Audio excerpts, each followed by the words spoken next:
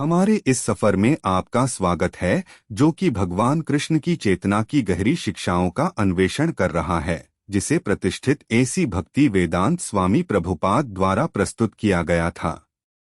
यह अंतर्दृष्टिपूर्ण व्याख्यान 8 मई 1968 को मैसाचुसेट्स इंस्टीट्यूट ऑफ टेक्नोलॉजी में आयोजित किया गया था। एक ऐसी दुनिया में जो अक्सर भौतिक प्रवृत्तियों से भरी होती है, प्रभुपाद हमें अपनी आध्यात्मिक प्रकृति से फिर से जुड़ने की प्रेरणा देते हैं। हमारी तेज रफ्तार तकनीक से संचालित समाज में हम अक्सर भौतिकता में खो जाते हैं। फिर भी इस शोर के बीच प्रभुपाद हमें हमारी आध्यात्मिक प्रकृति आत्मा की याद दिलाते हैं। वह हमारे धारणा को ढकने वाले अज्ञान के अंधकार को रोशन करते हैं। वह इस संघर्ष को एक खूबसूरत प्रार्थना से व्यक्त करते हैं।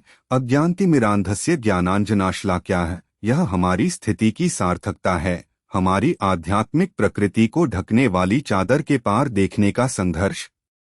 यहाँ एक आध्यात्मिक गुरु का मार्गदर्शन आवश्यक बन जाता है, जो इस अंधकार को दूर करने के लिए मशाल की तरह है। ज्ञान के विशाल क्षेत्र में हम अक्सर आत्मा के विज्ञान को नजरअंदाज करते हैं, जबकि हम चिकित्सा, इंजीनियरिंग और मनोविज्ञान में डिग्री प्राप्त करने का प्रयास करते हैं। हम सबसे महत्वपूर्ण विषय यह समझना कि हम सच में कौन हैं को नजरअंदाज कर देते हैं।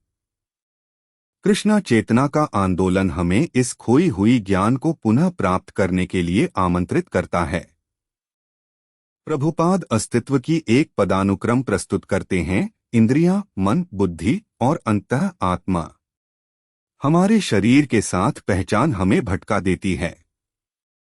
सच्ची समझ के लिए हमें अपने भौतिक रूप के पार देखने की आवश्यकता है, ताकि हम अपनी शाश्वत आत्मा को पहचान सकें। फिर भी हम अक्सर जीवन की कठोर वास्तविकताओं, जन्म, मृत्यु, बुढ़ापे और रोग का सामना करने से कतराते हैं। ये मूलभूत चिंताएं हमारे तकनीकी उन्नति के बावजूद अनसुलझी रहती हैं। प्रभुपाद हमें इन सच्चाइयों का सामना करने के लिए प्रेरित करते हैं, क्योंकि ये हमारे भौतिक प्रयासों की अस्थायीता को प्रकट करती हैं। भौतिक खुशी एक भ्रम है। जैसे एक सुअर अपने अनुभव की सुविधा पर अड़ा रहता है, हम अक्सर उस खालीपन को नजरअंदाज कर देते हैं जो हमारे भीतर रहता है। सच्ची खुशी केवल हमारी आध्यात्मिक प्रकृति के साथ फिर से जुड़ने में पाई जा सकती है। आत्मज्ञान की यात्रा हमेशा आसान नहीं होती। इसके लिए धैर्य और ज्ञानियों से मार्गदर्शन की आवश्यकता होती है। प्रभुपाद हमें इस पथ पर ज्ञान की खोज करने और दृढ़ रहने के लिए प्रेरित करते हैं। प्रभुपाद की शिक्षाएं हमें हमारी साझा आध्यात्मिक यात्रा की याद दिलाती हैं।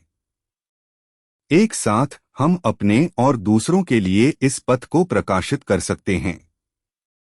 आइए हम इस अवसर को अपने असली स्वरूप के साथ फिर से जुड़ने के लिए अपनाएं।